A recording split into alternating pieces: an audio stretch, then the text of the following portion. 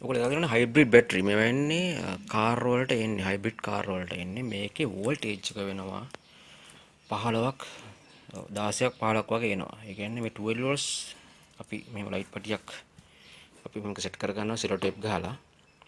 right ඉතින්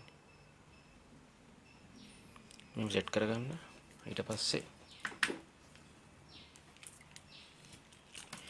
switch එකක් set කරගන්න. ස්විච් එක සෙට් කරලා රිටර්න් එකක්. හරිද? මේ රතු පාට පැත්තෙන් මෙතන මම රිටර්න් එකක් මෙතන මම චෙක් කරා මෙතන සෙට් කරා.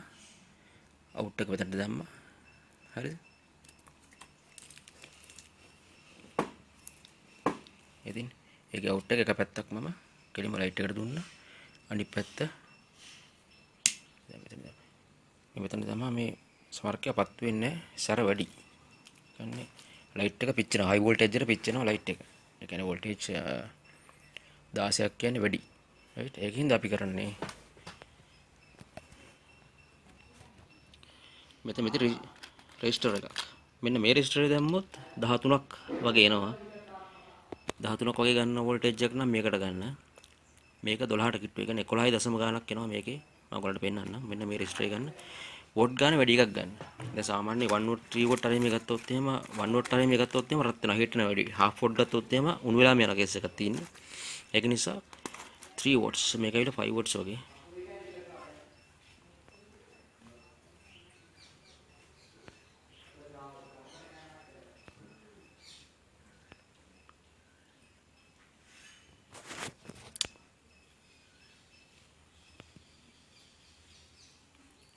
මේ 5 වෝට්ස්. 5 volts 10 ohms, right?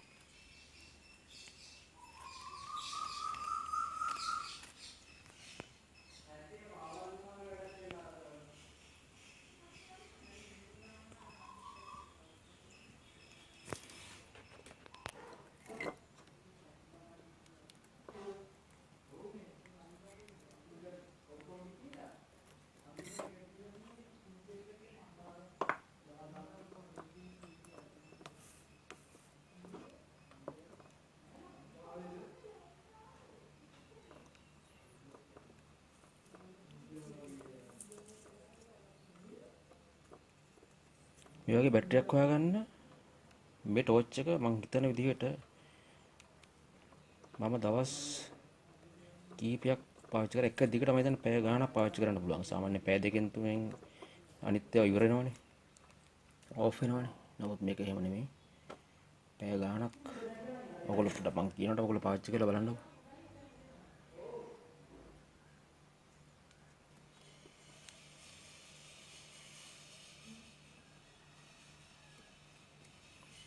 මේ දීර්ඝ පැය ගාණක් මේකේ අපිට වැඩ ගන්න පුළුවන් මේ ටෝච් එක.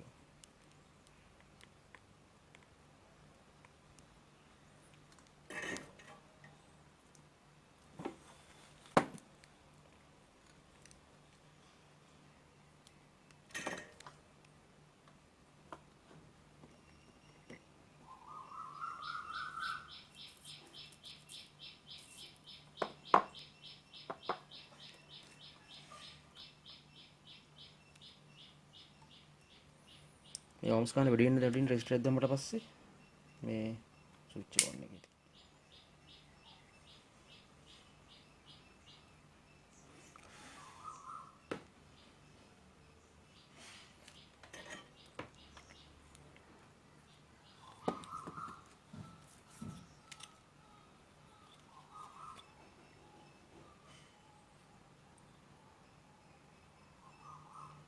right මේකේ බලන්න. දැන් normally අපි තිබ්බොත් මේක එනවා